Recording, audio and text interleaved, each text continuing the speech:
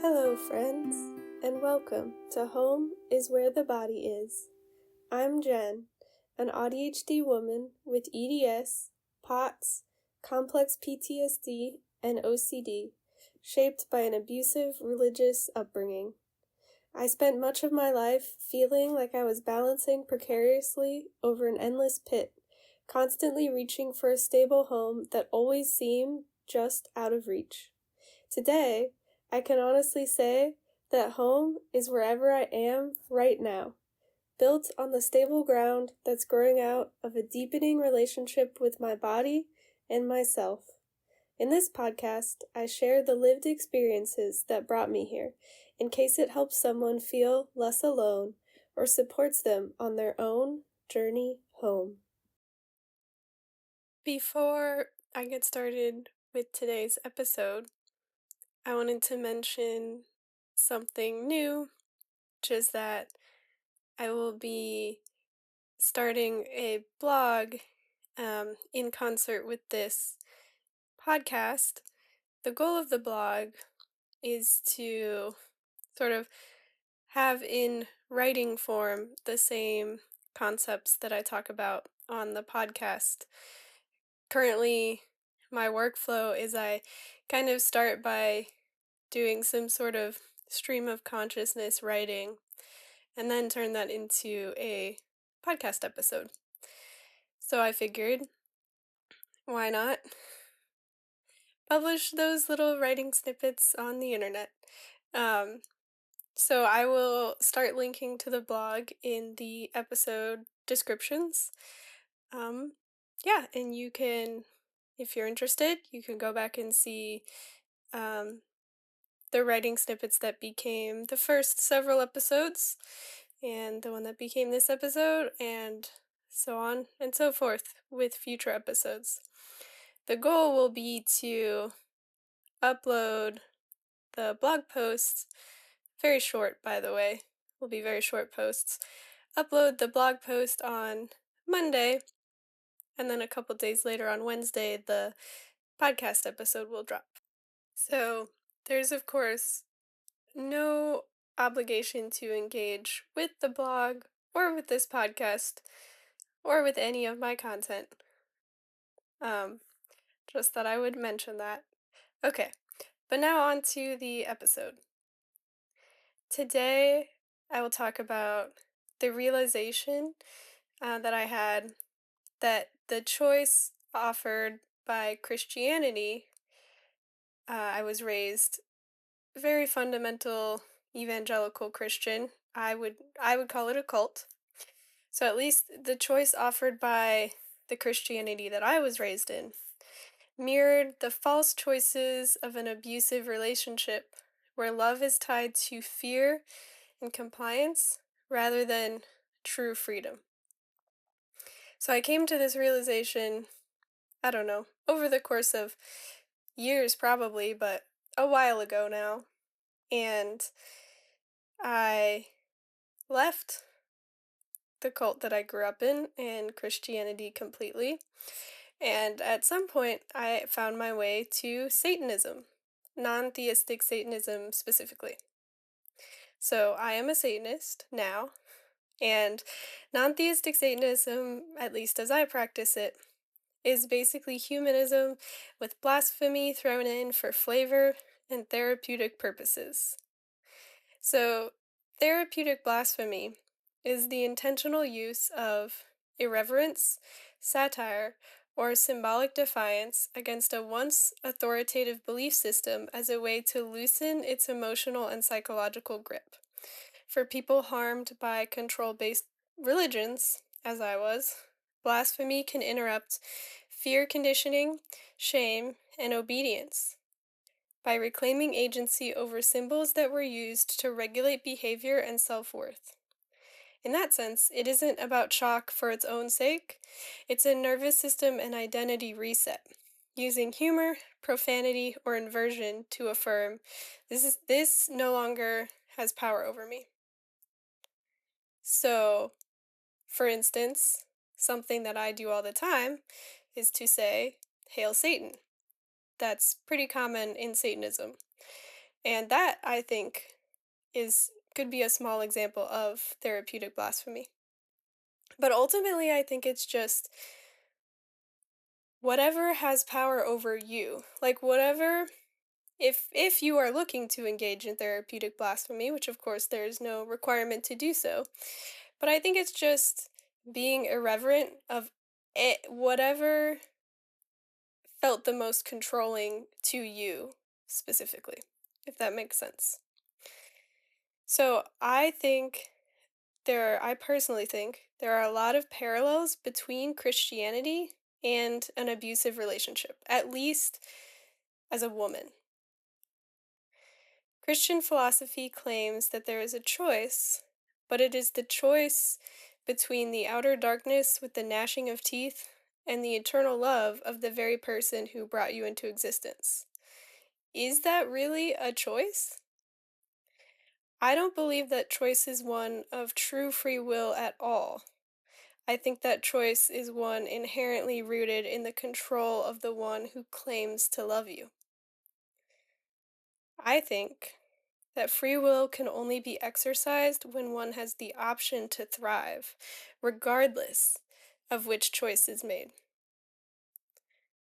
So, I think for anyone who was raised in some sort of Christian or maybe patriarchal or Abrahamic religion, you likely understand what I'm talking about here, the story of the um, Garden of Eden, right? And Adam and Eve are given free will and they can eat of all the trees except for the tree of knowledge of good and evil, which to me sounds like the most interesting tree. Don't you want knowledge? That always confused me. Why were you not supposed to want to know what was good and evil? Now I see it as the tree of knowledge of good and evil is you choosing your own morality, like making your own morality instead of just accepting God's morality. But that's a whole other topic. The point is, it even as a child, I was always confused because it didn't really seem like a choice. Because if you eat of the tree of knowledge of good and evil, which is what happened, you get kicked out of paradise, you get cursed with childbirth pains and having to till the soil and dying and all of this stuff. So, is that really a choice or is that an abusive relationship? Does that not sound like an abusive man saying, "Oh, well, you could love me or you could leave, but if you leave, I'm gonna do everything I can to make sure you never see our children and also to make sure that you die destitute on the street." I don't know about you, but that doesn't sound like a real choice to me. Now, of course, I'm not saying that, if someone listening is a Christian and really finds value in Christianity and has never felt abused or controlled by it, then I'm not saying that. I'm not trying to disparage your religion. Um, I think that if someone gets value from Christianity and doesn't use the Christian morality as a tool to harm or control other people, then I think there's nothing wrong with that. I'm more speaking to the people who have been harmed by Christianity, had it forced upon them, had it used as a tool of control and self-erasure and that sort of thing. And I also think that it could really be anything, any sort of morality or belief system or social structure that was kind of forced upon you in your early developmental years and kind of unconsciously became ingrained in you as a method of control. Again, control through fear and compliance, right? Rather than true freedom of choice in love. But I'm specifically focusing on my experience of Christianity and leaving Christianity and finding Satanism and how that helped me to make home in my own body. So, Satanism allowed me to reclaim the belief that I belong to myself first, breaking the internalized link between love, control, and self erasure. In Christianity, or perhaps I should say, in some forms of Christianity, although I personally think you could make the argument that the forms of Christianity that are not sexist are and are not high control are kind of essentially inventing a whole different religion, but I'm not a religious studies professional, so take that for whatever it's worth. But in the Christianity that I learned, Christian women are essentially trained to be victims of abuse, having it beaten into us that fear and love are intimately connected, right? The Bible even says you're supposed to fear God. He loves you, and you are supposed to love him and fear him back. And if that doesn't sound like an abusive relationship, I genuinely don't know what does. In Christianity, women are taught that the ones who love you the most will show their love by directing your actions, thoughts, and feelings. That ultimately, when your heavenly husband returns, you will be just one among many and must compete to be one of the best, those who actually get to attend their own mass wedding. So, for anyone who doesn't know what I'm talking about, um, and I do sometimes forget how much of what I learned was like mainstream Christianity versus cult Christianity, but I'm talking about in, I believe it's like Revelation and the return of the second coming of Christ, and humanity will be the bride of Christ. And at least the way I was taught, if you're what they called an overcomer, you are reaped with the first fruits, the first fruits of the harvest you're reaped when Christ comes back, and you get to attend the 1,000 years of the wedding in the New Jerusalem or whatever. And then if you're not an overcomer, but you're still saved, like you're still a Christian, then you're out in like the outer darkness with the gnashing of teeth for those 1,000 years. And then you've done your penance and you get to go be married to God for eternity. That's what I'm talking about. But to me, it sounds like you're just competing for the attention of a man. I mean, I know it sounds kind of trite to break it down like that, but looking back and looking at all I've learned about the patriarchy, um, and how it kind of trains women to center men and want to be picked by men, that's kind of how it feels to me. I'm not sure how it feels to male Christians. Maybe there's some harmful patriarchy stuff oh, like how the patriarchy encourages men to like vie with each other for dominance, which is also harmful to men, of course. Um Maybe it feels like, "Oh, I have to beat these other men to do eternity, to be the most dominant in eternity." I don't know. It's all it's all harmful. We shouldn't have to compete in love, compete to be the best, to be picked first. Um so anyway, so when women are so often in these religious environments, given the choice between staying with an abuser or perhaps even staying with just an emotionally immature partner in a toxic, high conflict relationship, when they're given the choice between that and leaving to become their own person, she often doesn't see the latter as a real and valid choice. I know that I so often did not. The only two choices are to sacrifice myself to become the best, to be picked by my heavenly husband first, versus suffering for 1,000 years, then the choice between should I stay with this man who claims to love me but treats me very badly, or leave to be my own single woman, be my own person, that becomes a much more difficult choice when you're conditioned in that way. At least from my experience and in my opinion, because I was trained to internalize a link between love, control, and self erasure. And I was absolutely taught that I did not belong to myself first. I did not belong to myself at all.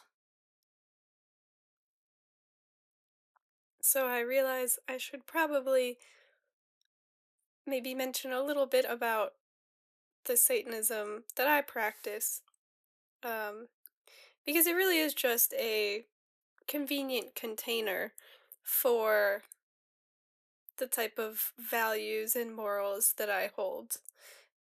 And Satanism, as I practice it, non-theistic Satanism, it is about centering your own autonomy and self-ownership and choosing to not bow to any gods or masters. So sort of, Christianity inverted. I don't bow to a god. I am the god in my own life. I belong to myself first and foremost. There's actually something in the satanic space that I'm a part of. In an old satanic space I was a part of, we would say like "Hail Satan, hail yourself" or "Hail thyself" to make it sound all biblical. But in the one that I'm currently part of, which I actually like better, they actually switch it and say "Hail thyself, hail Satan." So even as we respect um Satan as kind of a role model of the rebellious spirit, even then we hail ourselves before him, right? Like, I would no more bow to Satan, who I don't believe is real, by the way, and it's not even about that, but I would no more bow to Satan than I would bow to God. I will bow to no one but myself. So, by centering my autonomy and self ownership, by choosing to bow to no gods or masters, I stopped seeking belonging through external approval and shifted towards internal validation instead. So I think that's the key. I'm not saying that everybody should be a Satanist or whatever. It could be anything, any belief system, whatever set of morals or values that allows you to shift from external validation to internal validation. Because that's really what we're talking about here. Is metaphorically the act of eating of the tree of knowledge of good and evil and saying, I will not bow to your imposed control. I will go out there and figure it out on my own. So, Satanism has allowed me to reclaim the view that I belong first and foremost to myself and to no god or man before that.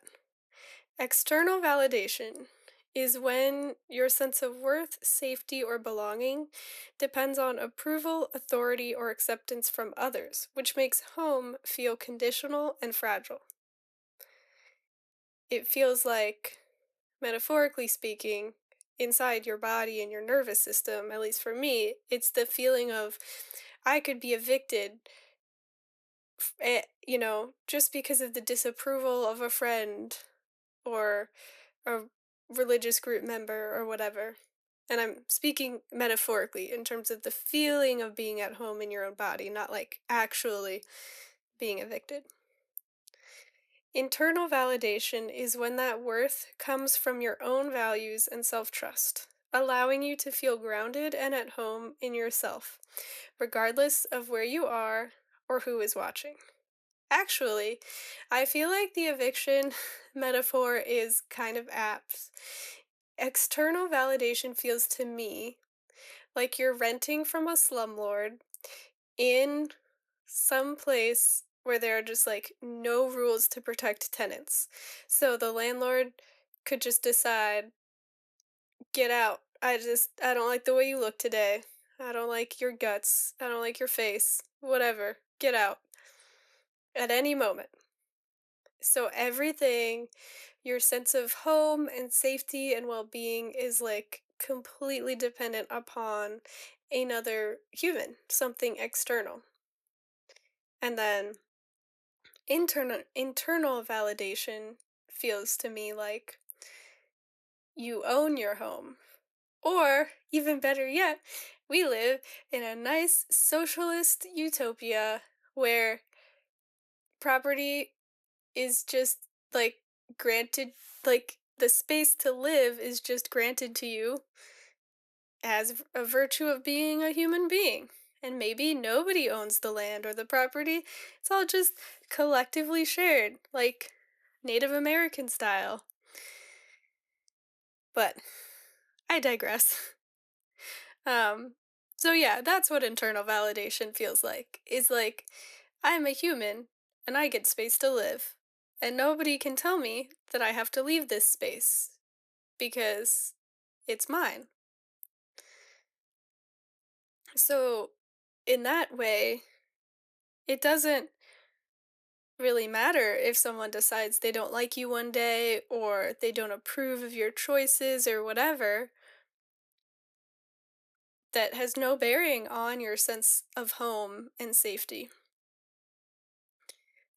So, control based societies, cultures, and religions train our nervous systems to rely on external validation, and it takes intentional effort to learn to rely on internal validation instead.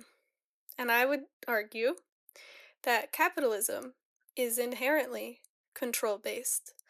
I would argue that racism, sexism, ableism, all of these are control based social structures of discrimination. So even if you did not grow up in some sort of control based patriarchal religion, you still likely grew up in capitalism or fascist fascism masquerading as socialism, that sort of thing. Um, so the point being, I wouldn't be so quick to say, like, oh, well, I never experienced any sort of control based structure. You may have. Or even, I feel like, in some ways, the workplace. Well, I mean, that's part of capitalism. So, anyway, I won't digress too much. Um, Control based societies, cultures, and religions tends to condition nervous systems toward external validation because control works best when regulation is outsourced. Safety, worth, and belonging are made contingent on obedience, approval, or conformity. Over time, this trains people to monitor external cues like authority, rules, acceptance, threat, rather than internal signs, keeping the nervous system in a state of vigilance rather than self trust. So, the feeling of dysregulation, and these are terms that you can definitely Google if you don't know what they are, but I think of the feeling of regulation as being okay. I am okay. I might be sad, I might be happy, I might be in pain, I might be enraged, but whatever it is that I am is tolerable, is within my window of tolerance, because I am capable of soothing myself back into the window of tolerance. And then dysregulation is the feeling of, oh my God, I'm gonna die, everything is bad, I'm miserable, I may be doing something I enjoy, but I just feel like the world is ending and I'm so irritable and everything is outside of my window of tolerance. I have been knocked outside of my window of tolerance and I do not have the self-soothing skills to bring myself back into my window of tolerance. So it's not regulation is not the absence of emotion, it is the tolerance of emotion. So, when a system of control can condition our nervous systems to only be able to be regulated when we get those external cues of them saying, "Ah, yes, you're conforming. Good job." Head pats. Um, they're basically we have been conditioned to not be okay unless we get those head pats. To be constantly in fight or flight, vigilant unless we get those head pats. Um, and that is very much the point of those control systems, right? It's the whole point is it's easier to control someone if they depend on you, your acceptance, yeah, basically your acceptance for, in order for them to feel okay with themselves. So, developmentally, infants do begin with external regulation. Like we are all born only knowing how to externally regulate. But this is healthy and necessary as an infant, right? Babies can't self regulate at first. Caregivers soothe, mirror, and attune to them, which teaches the nervous system what safety feels like. When caregiving is consistent and responsive, that external validation becomes internalized. The child gradually develops an inner sense of safety, worth, and emotional regulation. So, right, like if you cry and your mom comes over and is like, "Oh, honey, what's wrong?" And she like rubs your back and gets you a tissue, and you're like, "Ah, mommy, I stubbed my toe." She's like, "Oh, baby, I know it hurts. Like, it'll be okay. Let's try breathing. Breathe through it. It must hurt a lot, I know. It's gonna be okay. You're okay." Like something like that. Then we internalize that. And then as an adult, we stub our toe and we have like an internal parent inside of us that allows us to soothe ourselves. And so for me personally, I did not get that as a child. So it's something that I had to get in therapy by internalizing my therapist soothing me, offering skills, self soothing behaviors. Because that's really fun secret fact that I took a long time for me to figure out. Therapy is really just the therapist parenting you.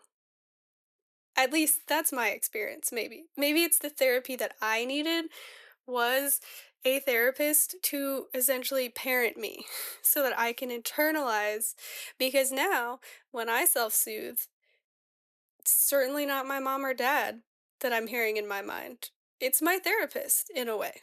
Or the version of her that lives in my head, I guess I should say. But also, if one day I switch therapists or end therapy, like those skills will stay with me forever. So, in a sense, it's not about my therapist at all.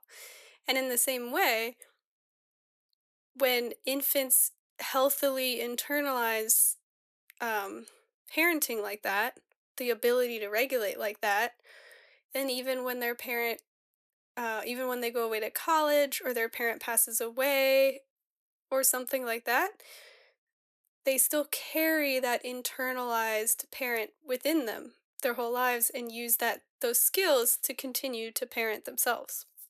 So anyway, that was a bit of a digression.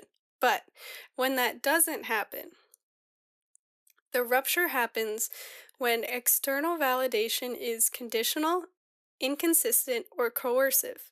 Instead of being internalized, regulation stays external. Love is earned, safety is revoked, and approval must be maintained.